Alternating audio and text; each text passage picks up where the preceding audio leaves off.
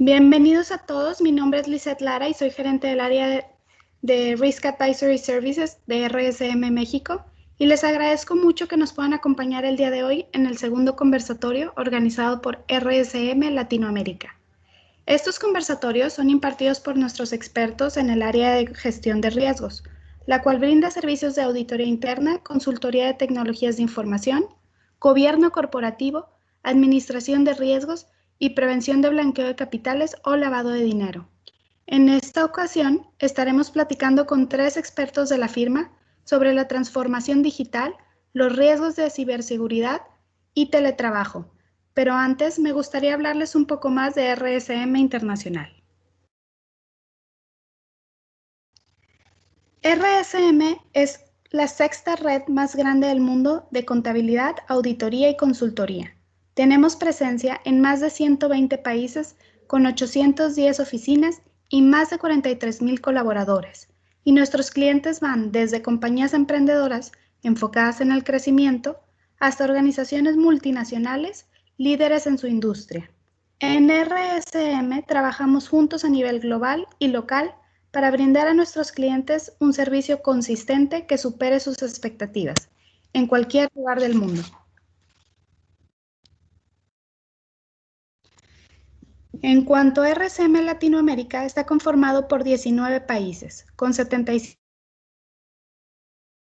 con más de 2,900 colaboradores, los cuales trabajamos como un equipo integrado y compartimos nuestras habilidades, conocimientos y recursos con el fin de brindar a nuestros clientes servicios que maximicen su potencial y los apoyen a afrontar el futuro con confianza. En cuanto a nuestros servicios, los principales son los siguientes: auditoría de estados financieros, así como revisiones especiales y de procedimientos convenidos; servicios de contabilidad en outsourcing, procesamiento de planillas o nómina, así como elaboración de reportes financieros. En el área de impuestos, brindamos servicios de planeación fiscal, precios de transferencia, declaraciones fiscales, peritajes, así como auditorías de cumplimiento. Y por último, en el área de consultoría contamos con diferentes expertos en gestión de riesgos, servicios financieros, legales y de recursos humanos. Como mencionamos anteriormente, en el área de RAS contamos con los servicios de auditoría interna en outsourcing o co-sourcing, consultoría en tecnología, incluyendo revisiones de controles generales y ciberseguridad, gobierno corporativo, gestión de riesgos y prevención del lavado de dinero.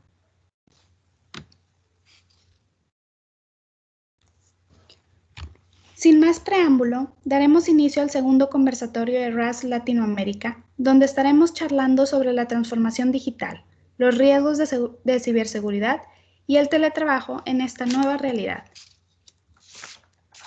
En esta ocasión nos acompañan los siguientes líderes de opinión. Bernardo Vital. Bernardo es socio de RSM Uruguay y actualmente es socio del Departamento de Consultoría y Risk Advisory Services, con un fuerte énfasis en todo lo relativo a innovación tecnológica. Bernardo es contador público y posee un título de posgrado de especialización de finanzas por la UCU Business School y cuenta con la certificación de prevención del lavado de activos del ICEDE en Uruguay. Asimismo, es miembro de la Asociación Internacional de Especialistas Certificados en Delitos Financieros, el Colegio de Contadores, Economistas y Administradores de Uruguay, integrando la Comisión de Prevención del Lavado de Activos de dicha organización. Es importante mencionar que Bernardo también se desempeña como docente de finanzas de empresas en la Universidad Católica de Uruguay y cuenta con una amplia experiencia en asesoramiento a clientes locales e internacionales de la firma.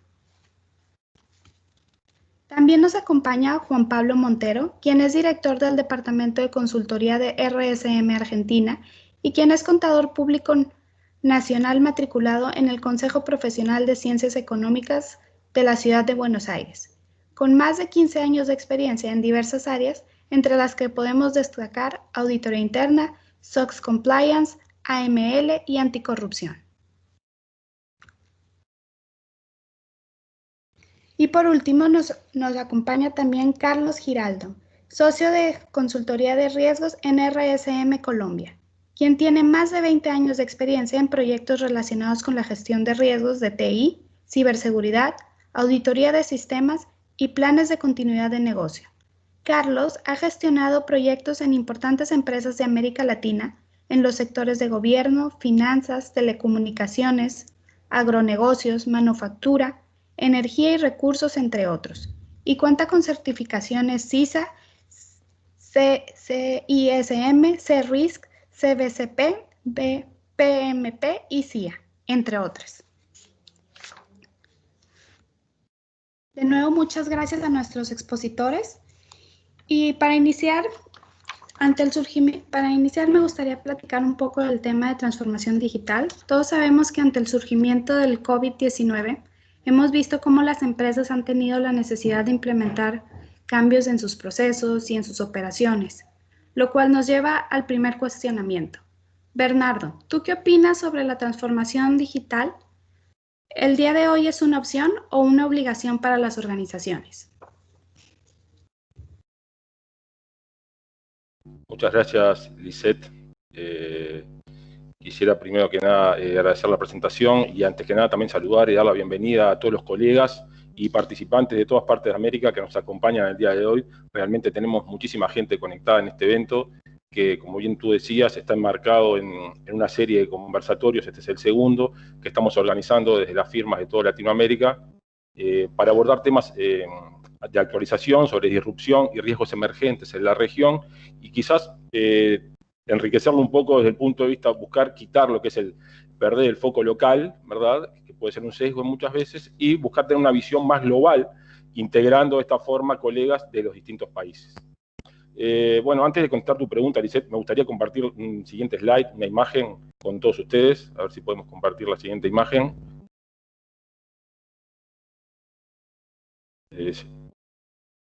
Perfecto, aquí tenemos.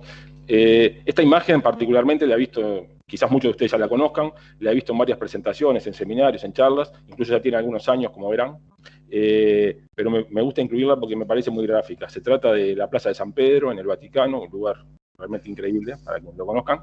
Y la primera foto fue tomada allá por el año 2005, y la segunda, 8 años más tarde, allá por el año 2013. Vean claramente en el mismo lugar que algo realmente ha cambiado, ¿no?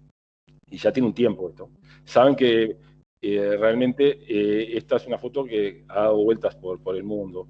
¿Y cuál sería realmente, no sé, si nos ponemos a pensar las cosas más fuertes que impulsan ese cambio? Bueno, en realidad no son otra cosa que los cambios en los hábitos de los consumidores, ¿verdad? La tecnología realmente empodera a las personas y acelera de tal forma que nos ofrece una gama de posibilidades extraordinarias. Acá en este caso particular, el hecho de poder estar en este lugar, tomar decenas de fotos, filmar videos, compartirlos en redes sociales al instante, enviarlo por mensaje a la familia y amigos y hasta respaldarlos en la nube, todo ya de forma inmediata, esto realmente es un empoderamiento. Y yendo concretamente a lo que es tu pregunta, Lisette, realmente no visualizamos una sola respuesta posible, o sea, que lo que significa una opción o una necesidad, una obligación. Porque si bien en algunos casos puede llegar a tratarse de una u otra alternativa, cualquiera de los dos disparadores pueden estar posibles. En algunos casos se puede concebir como un mix de ambos, ¿no? Y a nosotros más que opción u obligación, nos gustaría decir que se trata de una oportunidad esto, ¿no? Y una oportunidad enorme para las organizaciones.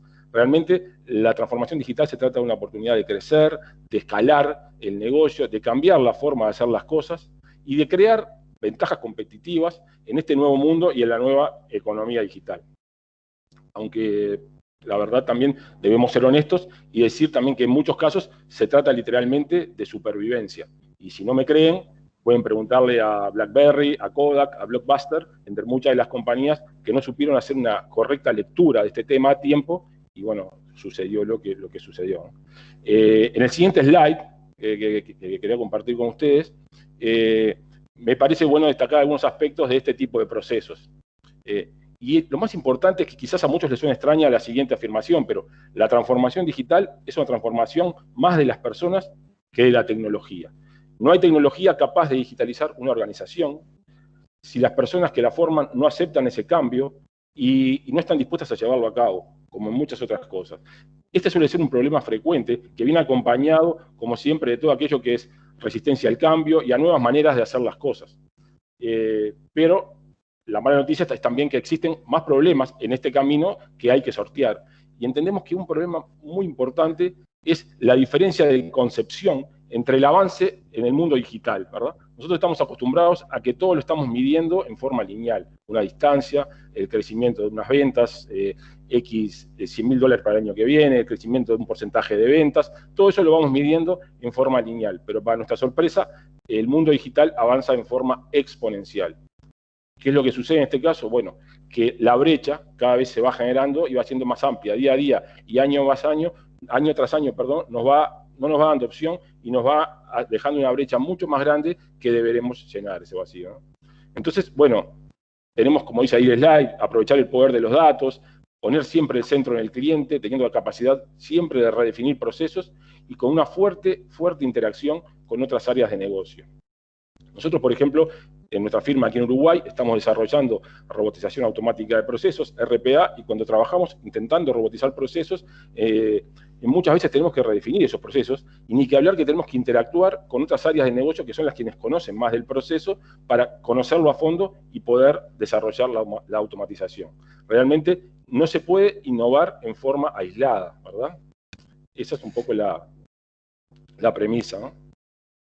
Bernardo, Dime. yo te quiero hacer una consulta para afinar un poco el concepto de transformación digital. Por ejemplo, la simple adopción de adoptar nuevas herramientas, ¿eso es transformación digital? ¿Puedes clarificarnos un poquito para que se nos sea más tangible este concepto? Sí, gracias, Juan Pablo. Es interesante la pregunta porque se tiende a una gran confusión con este tema. Hoy la tecnología nos abruma, como decíamos, y se puede adquirir. Tenemos cientos o miles de aplicaciones, soluciones, pero el verdadero desafío de transformarse es ir repensando la organización. Tenemos que tener mucho cuidado en no confundir transformación digital con el uso de tecnología, exactamente, porque eso puede ser simplemente digitalizarse. Y ojo que no está mal, porque podemos ir tomando herramientas nuevas, podemos ir digitalizándonos, pero no estar en presencia de lo que es una transformación digital. La transformación es lo que le sucede a las personas cuando adoptan nuevas, innovadoras maneras de hacer esos negocios, ¿tá? Por ejemplo, sí con base en fuertes avances tecnológicos. Y otro punto que quizás muchos de ustedes también lo hayan escuchado, es que vemos frecuentemente creer que el único objetivo de la transformación digital es que mi empresa tenga un nuevo canal de ventas a través de la web y ahora se dedique al e-commerce. Y ahí ya creemos que estamos transformados digitalmente. En algunos aspectos puede entenderse que sí, pero eso es como un simple píxel dentro de una gran pantalla. Transformarse realmente va mucho más allá de eso. Se trata de un profundo cambio en la manera de pensar, de una concepción diferente del temor a equivocarse. En lo que es TI, en el mundo de TI, hay muchísimas cosas que pueden salir mal, ¿no? Por lo tanto, se trata de generar esos entornos de prueba, esos ambientes de testing, como se los conoce, adecuados, para ir generando esos errores que sin duda van a existir y son parte de este nuevo proceso. Es parte del proceso de cambio. A nosotros, particularmente, que tenemos una formación como contadores, venimos con la cabeza del mundo contable, el mundo de las finanzas, nos cuesta mucho admitir que eso sea así, que se tenga que admitir el error. Pero bueno, en el mundo de TI, de eso se trata. Transformación digital es una forma distinta de pensar en la que la innovación y la creatividad siempre deben estar presentes, ¿no? Es necesario el trabajo en equipo y la colaboración de los distintos sectores de una compañía. No puedo pensar en realizar cambios sin tener en cuenta aspectos clave como la arquitectura de TI necesarias o aspectos tan sensibles como puede ser la ciberseguridad, por ejemplo. Nosotros tenemos ahí en el slide que tenemos en pantalla, vemos un montón de soluciones que tenemos hoy en día al alcance de la mano, vemos soluciones mobile, Internet de las cosas, tenemos el cloud, la nube privada, nube pública, hoy se habla de nube híbrida, en fin, la oferta es enorme, pero nosotros tenemos que saber cómo adecuarla a nuestra organización, a nuestra compañía. Hoy, por ejemplo, tenemos movilidad y descentralización en el trabajo, con todo lo que significa teletrabajo, y eso creo que da lugar a una oportunidad. Deben aprovecharse esas formas para adoptar esas nuevas tecnologías y repensar definitivamente el negocio, ¿no? Y las oportunidades, nosotros entendemos que se dan a gran escala, y puede ser a nivel de cliente-producto, mejora de productividad, reducción de los costos, mayor conocimiento de los clientes, una nueva cultura de la innovación. Ahora, para un poco redondear lo que es tu pregunta, Juan Pablo, aquí surgen algunas preguntas a veces, por ejemplo, y que los clientes y a veces nosotros mismos nos realizamos. Es ¿cómo podría llegar yo a entregar un servicio o producto digital a mi cliente? ¿Cómo podría cambiar? Mi producto es muy tangible, ¿cómo podría entrar mi producto dentro de lo que es transformación digital? Y esto parcialmente a veces puede ser verdad, pero no solo se debe repensar directamente en el producto o servicio final, sino un paso hacia atrás, y es en todos los procesos internos, ¿verdad? Y en el entorno que lleva ese producto. Y allí es donde podemos ver la manera de transformarlos. Déjenme ponerles un ejemplo, porque me gusta mucho hablar de casos reales, y es el caso de Lego, por ejemplo. Una empresa que todos conocen, que fabrica los famosos bloques de colores para armar. Ellos hace años ya estaban necesitando una transformación, pero el producto siguen siendo los mismos bloques, esos bloques tangibles que ellos que comercializan, ¿verdad? Por lo tanto, decidieron aprovechar la gran cantidad de público cautivo que tienen a lo largo del mundo, público pequeño y no tan pequeño, y decidieron probar con una experiencia de usuario más cercana, ¿verdad? Esta estrategia de negocio, porque recuerden, detrás de esto siempre tiene que estar la estrategia, ellos ya desde hace algunos años están incorporando una plataforma digital de crowdsourcing, que es una plataforma colaborativa, que se denomina Lego Ideas. Está en la web, la pueden todos visualizar, y ahí los consumidores desarrollan ideas, algunas más locas, otras no tanto, y algunas ideas son realmente increíbles, y el objetivo es potenciar la innovación de sus productos usando ideas de los consumidores, ¿verdad? Esto pasa a un equipo luego de evaluación de la firma, que toman esas distintas ideas, algunas se desechan, y otras se eligen, se ejecutan, se llevan al mercado, se comercializan, y la persona recibe un porcentaje de los ingresos generados, ¿no? Han buscado interactuar, cambiar un poco su negocio, yendo un paso más atrás y en la parte de elaboración de su producto, ¿verdad? Eso es una forma de transformarse digitalmente y necesariamente no apuntaron directamente sobre el producto final, sino que fueron un paso más atrás. Para finalizar un poco la pregunta, me gustaría compartir un siguiente slide en el cual corresponde a un estudio que realizó la consultora McKinsey hace algún tiempo atrás. Ellos determinaron hace algunos años que las empresas que figuraban en el índice Standard & Poor's 500, allá por el año 1958, tenían un promedio de vida de unos 60 años, ¿verdad? Hoy esa vida media ronda los 18 años, bastante diferente, y se estima que dentro de unos 7, 8 años, 10 años quizás, el 75% de esas empresas que cotizan hoy en el índice podrían haber desaparecido. Ahí entre ellos calculan que, bueno, podría llegar a haber fusiones, adquisiciones, algunas quiebras. Por lo tanto, a ver, no sé si se va a cumplir esto, pero que va a existir en gran parte, estos números se van a dar. Por lo tanto, entendemos que mucho de este vértigo obedece, sin lugar a dudas, al crecimiento exponencial de la tecnología al cual hacíamos referencia recién. Es simplemente una encuesta, pero creemos que vale la pena tener ese dato presente para un poco cerrar tu pregunta, Juan Pablo, no sé si te queda contestado. Sí, sí, perfecto. Muchísimas gracias. Quedó mucho más claro el concepto y la verdad muy interesante esta última filmina también, este último dato del slide. Realmente nos lleva a pensar muchas cosas respecto a cómo tenemos ideado la organización del futuro y la vida útil realmente hay que tenerlo en cuenta. Muchas gracias. Por favor. Muchas gracias, Bernardo. No, por favor, Lucía. Bueno, pues sin dejar de lado los riesgos que sabemos que todo cambio trae, a mí me gustaría que Carlos nos compartiera su opinión sobre qué consideraciones pues, en materia de seguridad deben asumirse en este proceso de transformación digital. Muchas gracias, Lisette, por la pregunta y muchas gracias por la invitación a este conversatorio. Bueno, lo primero, muy interesante lo que nos comentaba Bernardo, y no se debería emprender un proceso de transformación digital sin haber efectuado un análisis de riesgos. Este análisis es muy importante para que veamos qué factores han reconfigurado el panorama y dónde se han generado nuevos riesgos. Por poner un ejemplo, no podemos pensar en una compañía que se esté transformando digitalmente y todavía cuente con una seguridad que se base simplemente como en unas cerraduras, en las chapas y en los vigilantes de seguridad que tiene a la entrada de la compañía. Eso no sería suficiente porque los riesgos ya son distintos, son diferentes. Entonces, bueno, como vemos ahí en esta lámina, algunos de los factores que hay que considerar para este análisis de riesgo son, primero, la desaparición del perímetro. Este es un factor bien importante, ya sea por temas como vemos hoy en día con mayor frecuencia, como el tema de teletrabajo, el mayor uso de soluciones en la nube, el que cada vez las compañías tienen más proveedores de servicios de outsourcing que ejecutan parte de los procesos de la compañía. Todo eso hace que el perímetro ya no es como lo teníamos en el pasado. O sea, ya el perímetro para la seguridad no son los límites físicos de la organización, sino que está por fuera de ella. Entonces, eso es un factor de riesgo adicional y lo debemos tener en cuenta para los controles que vayamos a implementar. Otro de los factores es la naturaleza cambiante de los negocios.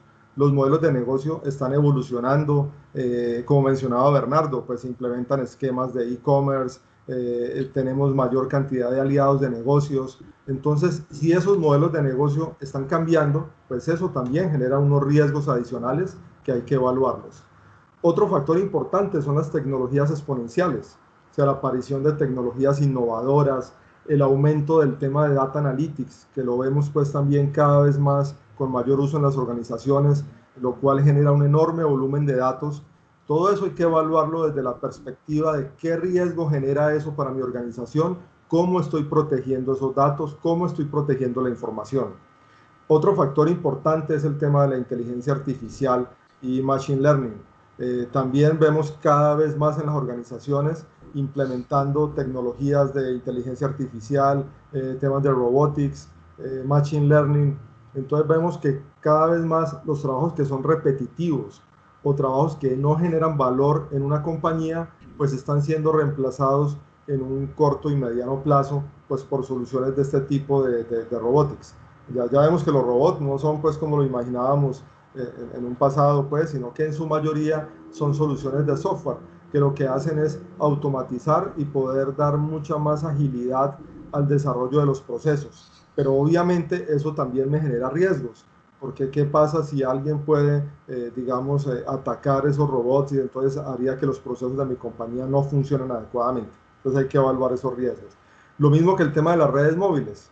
Las redes móviles, pues digamos que nos dan la posibilidad hoy en día que nos podemos conectar a nuestros sistemas corporativos desde cualquier lugar, desde cualquier parte donde estemos nos podemos conectar. Eso pues es muy práctico, nos da mucha agilidad.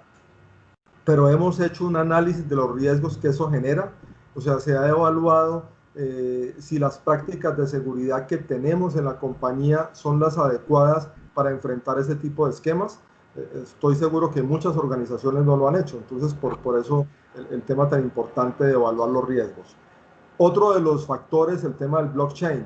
El blockchain, digamos, nos genera unas grandes oportunidades para mejorar la seguridad.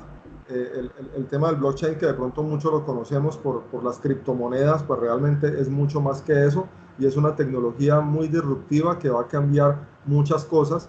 Uno de ellos es fortalecer el tema de la seguridad al brindarnos un esquema distribuido para poderlo autenticar, lo cual nos va a brindar mucha mayor seguridad. Otro de los aspectos del Internet de las cosas, que también vemos un crecimiento exponencial de la cantidad de dispositivos que se conectan a la red hoy en día. En nuestras casas podemos tener múltiples dispositivos, lo mismo en las oficinas, por ejemplo, televisores inteligentes que tenemos en la sala de juntas de la organización. Entonces sí hemos hecho un adecuado análisis de las vulnerabilidades que tenemos. No vaya a ser que de pronto ese televisor inteligente que tenemos en la sala de juntas, en la presidencia, pues en la organización, de pronto haya sido hackeado o haya sido víctima de algún ataque y de pronto puedan estar grabando o filmando las reuniones que tenemos en la junta. Entonces todo ese tipo de cosas hay que analizarlas. Entonces todos estos factores que hemos visto, ¿qué nos afecta para la ciberseguridad? Pues que generan nuevos vectores de ataque, como ya les he mencionado algunos ejemplos, y además de eso, un aumento en la superficie. Ya no es simplemente asegurar el perímetro de la organización, ¿cierto? Se ha dado un aumento enorme pues en la superficie que los atacantes pueden vulnerar y afectar nuestra organización. Bueno, si pasamos a la siguiente lámina. Carlos, déjame interrumpir tu pregunta, te quiero hacer una pregunta. Bernardo, adelante. Disculpa, estaba viendo los conceptos que tú estabas desarrollando. Y una pregunta me surge, ¿cómo podemos enlazar o relacionar lo que es esta desaparición del perímetro, ¿verdad? Ahora, que ya todo es mucho más extenso, con el nuevo concepto que hay de Zero Trust? No sé si puedes explicar un poquito ese tema. El tema de la desaparición del perímetro es bien importante porque realmente, como yo les mencionaba ahora, pues el perímetro ya no es la organización como la teníamos concebida previamente, ¿cierto? Ya no es que simplemente estamos trabajando desde la organización, entonces teníamos unos dispositivos, un firewall y una serie de controles que con base en eso, pues ya podíamos mitigar la seguridad de la organización. No, realmente ahora no. Ahora con los esquemas de teletrabajo y los diferentes esquemas que tenemos, de que podemos trabajar desde cualquier lugar, por las redes móviles, por las diferentes tecnologías que tenemos, pues, ¿qué ocurre? Que ahí el perímetro ya no existe, y entonces eso implica que tengamos que tener otros mecanismos y otros mecanismos de control, otros mecanismos para poder asegurar, digamos, que nuestra infraestructura va a estar segura, ¿no? Pues no sé, Bernardo, si ahí queda clara pues como la pregunta. Sí. Ok, muchas gracias, Carlos. Bueno, si pasamos a la siguiente lámina, ahí podemos ver cómo este tema de la ciberseguridad es un tema muy relevante. Vemos que el Foro Económico Mundial, en su análisis que hace cada año, en el informe del 2020, indica que el ciberriesgo es uno de los principales riesgos a nivel global, solamente superado, como vemos ahí, por temas de cambio climático y por temas pues de desastres naturales. Pero después de eso sigue el tema de los ciberataques. ¿Y por qué? Porque este es un tema que puede afectar a cualquier tipo de organización, cualquier tipo de compañía. Además, también puede afectar la seguridad de las naciones, ¿no? Puede afectar el tema de las infraestructuras críticas, las infraestructuras de servicios públicos, como servicios de acueducto, de energía. Entonces, realmente por eso la ciberseguridad es un factor bien importante. Bueno, para cerrar este tema, digamos que hay que considerar que hay dos tipos de empresas, básicamente podemos decir, las que ya sufrieron en algún momento un ciberataque y las que están por ser atacadas. O sea, realmente este tema puede afectar a cualquier tipo de organización. Carlos, una pregunta más, me gustaría hacerte, quedó muy claro lo que acabas de expresar, pero para como manera de complemento, ¿qué entiendes tú, qué tipo de enfoque se debe adoptar al encarar la capacitación del personal en materia de ciberseguridad? Y esto tanto a nivel presencial como de home office, ¿verdad? Que hoy es algo que estamos viviendo y que realmente creemos que llegó para quedarse en buena medida, ¿no? Gracias, Fernando. Muy buena pregunta. Realmente el tema de la capacitación es un tema muy relevante. O sea, el tema de sensibilizar a las personas y a todos los que hacen parte y son usuarios de los sistemas y las plataformas de la compañía, es muy importante que estén sensibilizados y capacitados sobre el tema. Para esto, lo primero es que hay que tener un enfoque de arriba abajo. Primero hay que tener el respaldo de la alta dirección. O sea, este tema de la ciberseguridad debe partir de la junta y de la alta dirección de la compañía para poder desplegar una adecuada estrategia de capacitación y sensibilización en seguridad de la información. Es importante también que se hagan ejercicios periódicos en las compañías de pruebas de vulnerabilidades, incluyendo simulaciones de ataques de ingeniería social como ataques de phishing. Es muy bueno que se haga esto periódicamente. Yo he hecho ese tipo de pruebas en varias organizaciones y generalmente siempre hay personas que caen, digamos, en este tipo de ataques. Entonces, eso nos muestra la necesidad de reforzar el tema del entrenamiento, estarlo recalcando, debe ser algo periódico. Esto no es algo que hicimos unas sesiones de entrenamiento y ya quedó listo. No, eso lo debemos estar reforzando periódicamente y de manera continua.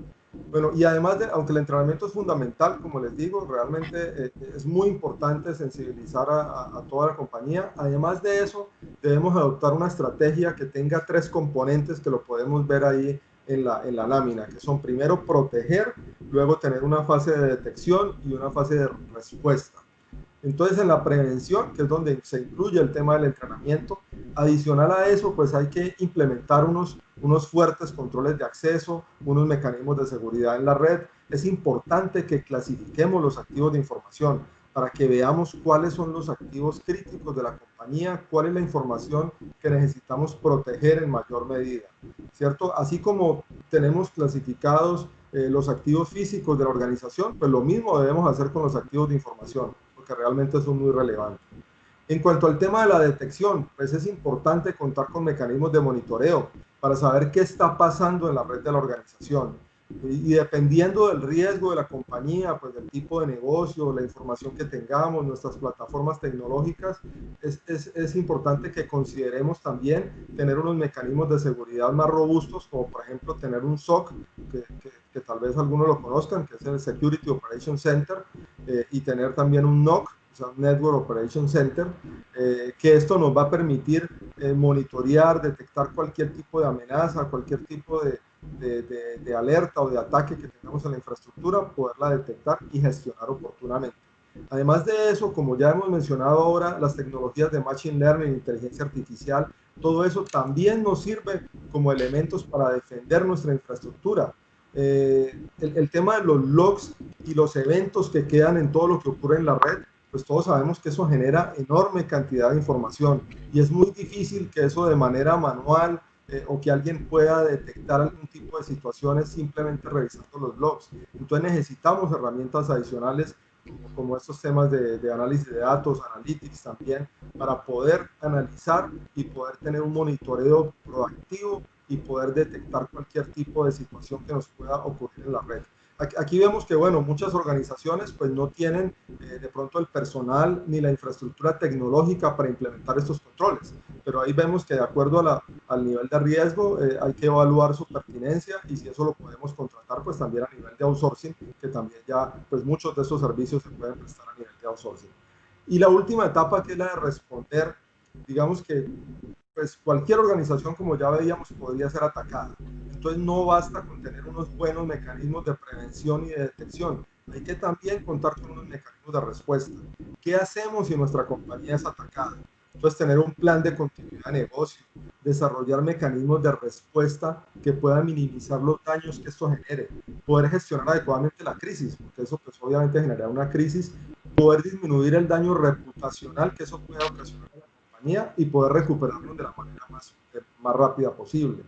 Este tipo de planes es importante que se le haga simulaciones y que se hagan pruebas periódicamente para que el personal pues esté preparado, sepa qué debe hacer y a quién recurrir cuando ocurre un evento de este tipo, incluso a los terceros que sean relevantes a los que debamos recurrir si nos ocurre algún tipo de ataque o algún incidente grave. Bernardo, ¿queda respondida de esta manera pues la pregunta? Carlos, muy claro en tus conceptos y realmente muchas gracias por volcando toda tu experiencia en esto, que la verdad que es mucha. Muchísimas gracias. Ok. Gracias, Carlos. Bueno, a mí me gustaría seguir platicando. Yo sé que durante esta pandemia todos hemos estado trabajando en la modalidad de home office y Juan Pablo, me gustaría que nos compartieras tu opinión de cuáles son los próximos o los nuevos desafíos que va a enfrentar esta modalidad de trabajo en home office y también cuál es la viabilidad en aquellos países que ya están retomando pues casi normalmente su actividad presencial. Muchas gracias, Lisette.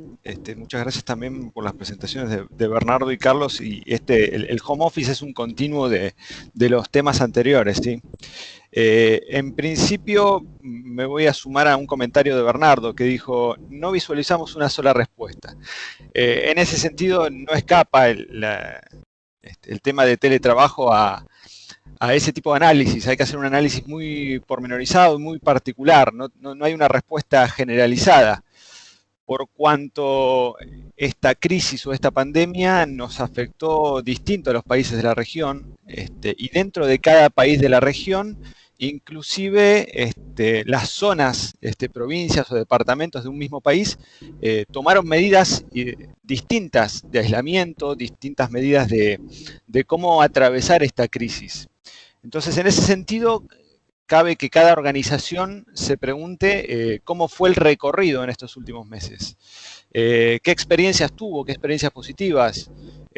Recordemos que para muchas organizaciones el teletrabajo era casi ciencia ficción hace 6 meses atrás. Y sin embargo, a las pruebas nos remitimos de que rápidamente equipos se reorganizaron y empezaron a trabajar de manera remota. Pero cabe analizar un poquito cuál fue el recorrido de cada organización, ver cuáles fueron los inconvenientes en la comunicación, ver qué problemas tuvieron los equipos de trabajo, más allá de la parte comercial, que tal vez mencionaba un poco Bernardo en la parte de lo referido a e-commerce, sino en cuanto a cómo trabajó mi equipo, qué problemas tuvo, sin dejar de considerar ciertas particularidades que tuvo este experimento global de home office. En muchos lugares hemos estado trabajando desde casa, pero no en un entorno de home office habitual, sino que hemos compartido el espacio con nuestras familias. Nuestros hijos no han podido ir a clases y se han mantenido con nosotros, con lo cual también hay que tener dentro del análisis esas situaciones particulares. También en lo referido a la comunicación, al estar toda la familia en la casa, la velocidad de conexión, si estamos todos utilizando streaming, realmente la velocidad se reduce y genera inconvenientes para hacer videoconferencias. Si hacemos una encuesta de la cantidad de gente que sabía qué velocidad tenía al minuto en su casa hace 6 meses atrás y la gente que ahora sabe exactamente cuál es el ancho de banda de subida y de bajada hoy en día en su casa, seguramente hace 6 meses no muchos teníamos ese dato y hoy en día todos somos expertos en eso. Entonces son todas situaciones que vale la pena analizar y que requiere, como decía, un análisis individual. Ahora bien, cada organización, al llegar a este punto, tiene que definir cómo fue el recorrido que tuvo y hacia dónde quiere ir, cómo se va a modificar la cultura de esa organización. En ese sentido, tiene que analizar, como dice el slide, qué cambios llegaron para quedarse, cuáles son las situaciones y las innovaciones que la empresa va a adoptar de aquí a futuro, teniendo en cuenta que el modelo de teletrabajo futuro tiene que cumplir con ciertas pautas. Número 1, la productividad. Número 2, asegurar la colaboración. Número 3, como bien decía Carlos, la seguridad es importantísimo. El compliance normativo. Y por último, ¿cuál es la cultura de la organización? ¿Cómo se modificó la cultura de la empresa? Y en ese sentido también me voy a sumar algo que decía Carlos, el top-down. Tiene que ser la alta dirección la que fije la estrategia a futuro, cómo se va a modificar la cultura, cuál va a ser la nueva visión de la organización, ¿sí? Y en ese sentido hay que analizar cuáles van a ser las necesidades de infraestructura física y digital. Si mantenemos las mismas estructuras de colaboración cloud, si requerimos mucha más fuerza, y a su vez en cuanto a la infraestructura física, cabe analizar cómo se va a volver y si es necesario volver. Y en el contexto actual, escuchamos que muchas veces el análisis que se hace es decir, bueno, hoy en día, como se está generalizando la utilización del home office y realmente es imperativo trabajar de manera remota, si bien hay empresas que pueden decir, no, realmente nosotros tenemos equipos que necesariamente tienen que hacerse de forma presencial. Y en ese análisis de infraestructura física no siempre significa una reducción de costos y una reducción de espacios.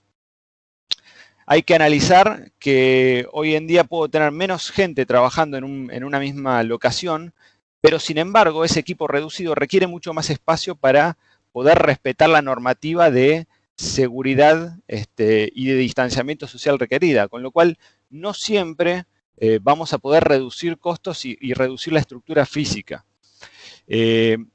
Y por otro lado hay que empezar luego de, como decía recién, de recorrer este camino, hay que empezar a analizar los riesgos que fueron asumidos en el pasado y los riesgos actuales. Si pasamos al próximo slide, me gustaría comentarles algunas situaciones que estamos viendo en la práctica y que está relacionado con el cambio en las actividades de negocio, cómo los circuitos de información fueron cambiando y en el contexto de la pandemia se tomaron muchas decisiones a las apuradas, tal vez por no contar con un correcto plan de continuidad de negocios, y se modificó el entorno de control interno. Se modificaron las estructuras, se modificaron los circuitos de aprobación, y cabe analizar cuál es la situación actual de cada organización respecto a eso. El ambiente de control interno con el que cuenta. Algo de esto fue mencionado también en nuestro anterior conversatorio por Edwin Ríos y por Patricio Pérez. Cómo se modificó la matriz de riesgo de la organización por el cambio del teletrabajo, los circuitos de información, las aprobaciones. Cómo cambia esa matriz de riesgo y cuáles son las nuevas tolerancias de la organización, ¿sí?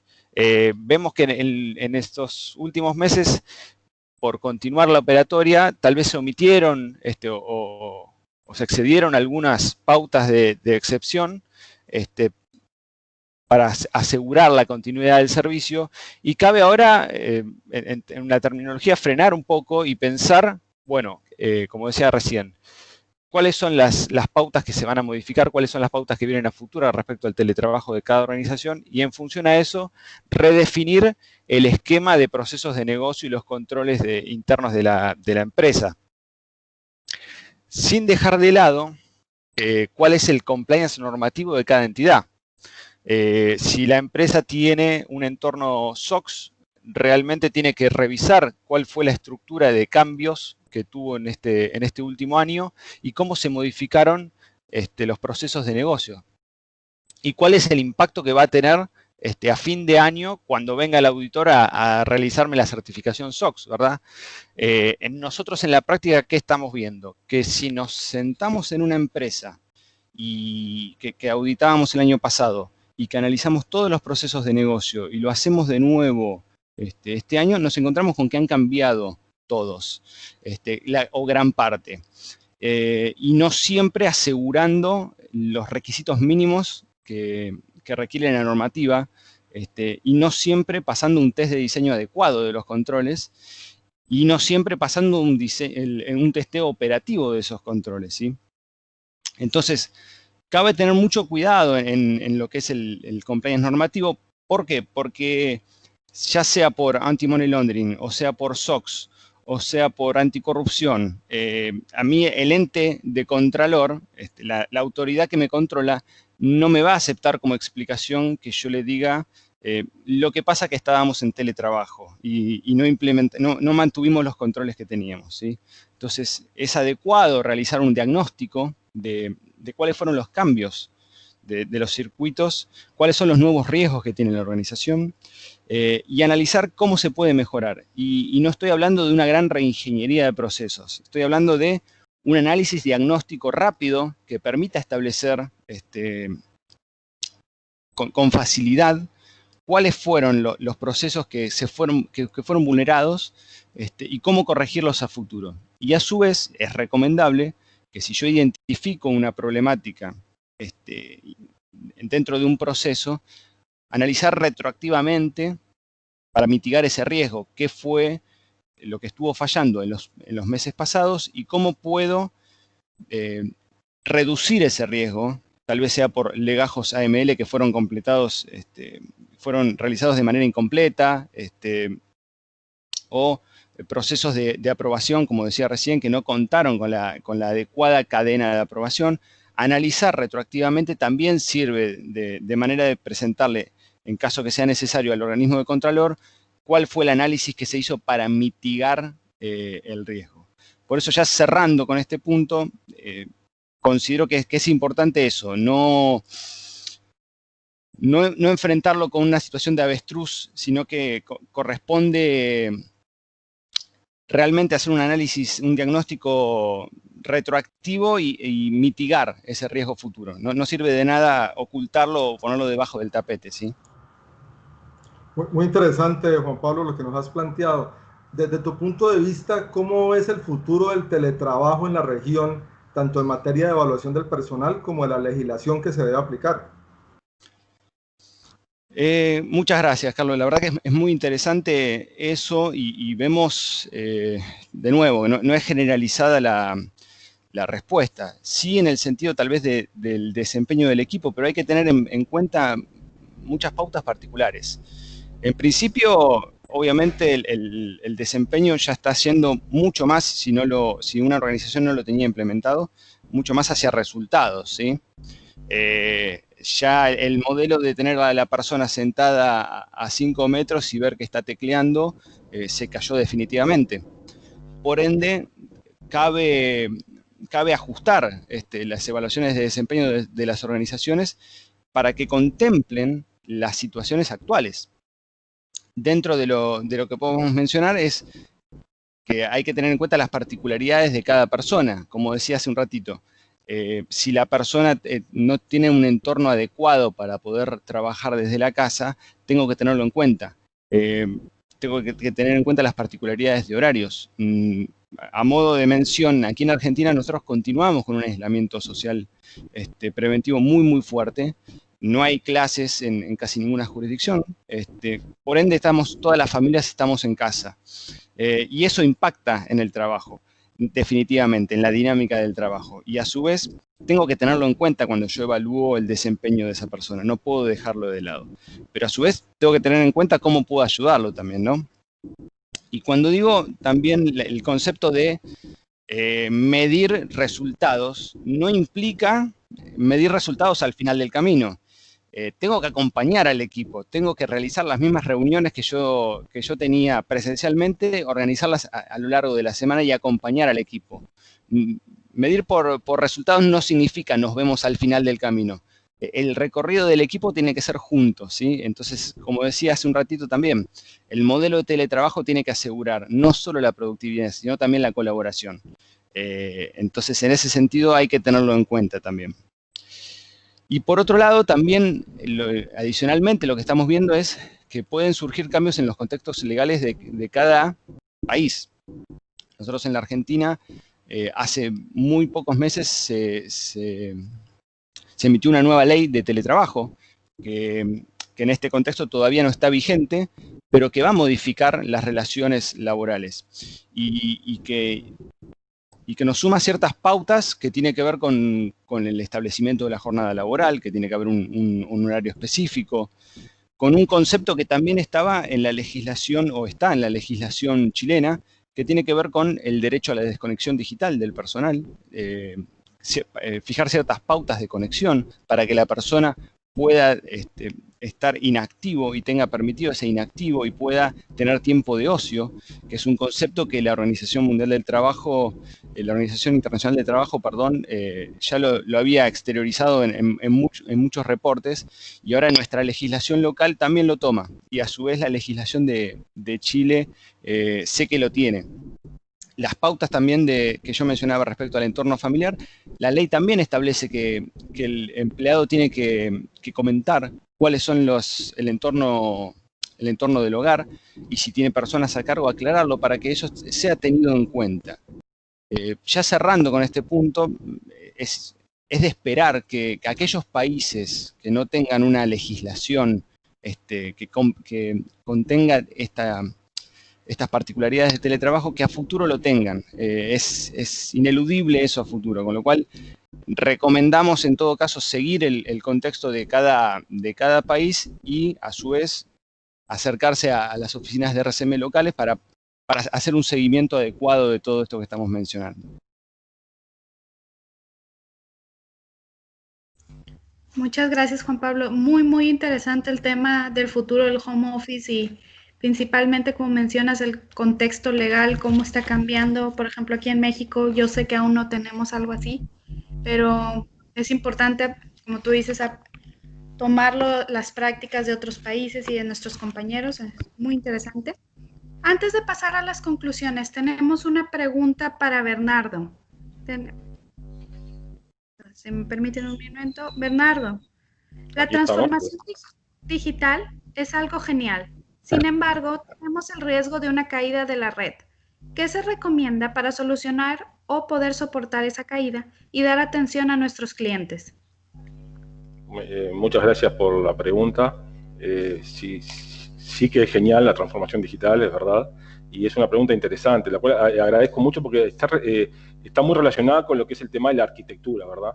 Yo debería de evaluar dentro de lo que es transformación digital qué tipo de procesos voy a digitalizar y mis posibilidades desde el punto de vista técnico, ¿verdad?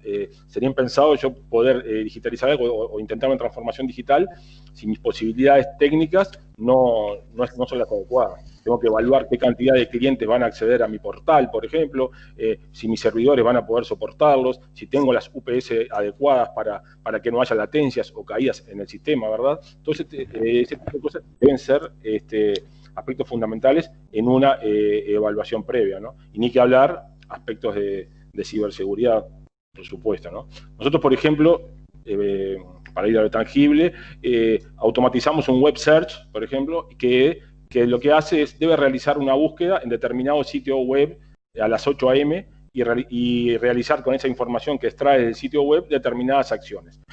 Sucede que este sitio web es un sitio estatal y en algunos casos está caído y eso nos genera un problema a esa hora cuando el robot ingresa a la página, ¿verdad? Nosotros la solución desde nuestro lado que desarrollamos, o sea, todo lo que hasta donde pudimos llegar, es que solicitarle al robot que siga iterando, ¿verdad?, hasta que el sitio lo encuentre disponible y pueda realizar esa automatización. Pero repito, esa es una externalidad que ya no dominamos nosotros y se debe evaluar, ¿sí?, antes de realizar la transformación de ese proceso. O sea, hasta donde llegue nuestro terreno debemos tomar todas las precauciones y las medidas posibles. Pero desde el punto de vista de capacidad, velocidad y disponibilidad, ni que hablar. Y sobre todo también de temas de ciberseguridad. Si no, Carlos me va a matar. Si no le cuenta que pero es verdad, sí. No sé si queda contestada la pregunta. Sí, totalmente de acuerdo, Bernardo. No podemos dejar de lado la ciberseguridad, ¿no? Ya veíamos que dentro de ese análisis y toda esa estrategia, siempre hay que revisar pues cuáles son los factores de riesgo que tenemos y ver cómo los vamos a controlar.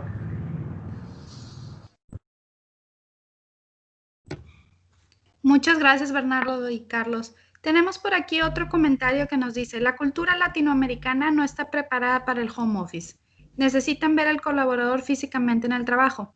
En su mayor parte no están enfocados en resultados. Juan Pablo, ¿tú qué opinas de esto? ¿Esto se puede revertir? ¿Cómo podemos cambiar este paradigma de la cultura latinoamericana? Bueno, muchas gracias, Lisette, y muchas gracias por la consulta. A priori, hace 6 meses yo firmaba esta declaración abajo, suscribía completamente. En las pruebas creo que nos hemos ido adaptando mucho mejor de lo esperado.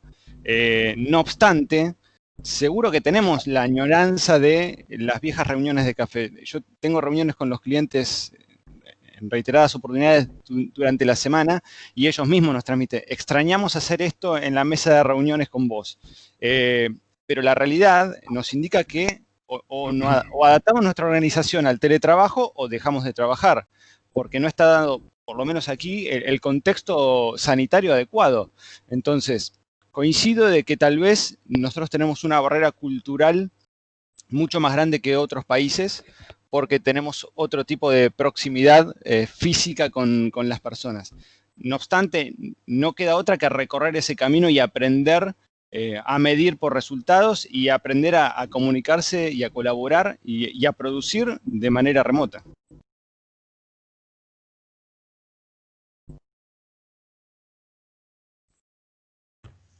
Gracias, Juan Pablo. Tenemos un par de preguntas más. Desde el punto de vista del compliance en relación a la transformación digital, ¿cuál sería el reto de cara a la identificación digital del cliente en la banca? ¿Es costoso versus es beneficioso? Sí, entendemos que es beneficioso, pero acá tenemos un aspecto muy importante en lo que es el compliance del beneficiario final en la banca, y la parte digital es hay que interactuar con el regulador local, ¿verdad? Entonces hay que ver las exigencias del regulador local si permiten determinados aspectos de determinadas digitalizaciones, ¿verdad? Y tercerizar algún tipo de servicio de repente, o solamente exige documentación física, que es uno de los problemas que hoy estamos teniendo en este momento. Sí, estoy de acuerdo con Bernardo. Yo quisiera adicionar que hay que evaluar muy bien los requisitos de cumplimiento y ver cómo vamos a dar, digamos, la seguridad en cuanto a esa identificación digital del cliente, porque ya no podemos quedarnos también con los mismos mecanismos de identificación que teníamos antes. Hay que evolucionar. Hoy en día se está hablando mucho de la arquitectura Zero Trust, donde ya no confiamos como los sistemas tradicionales, donde simplemente confiamos porque tiene un usuario y una contraseña y ya le damos ingreso.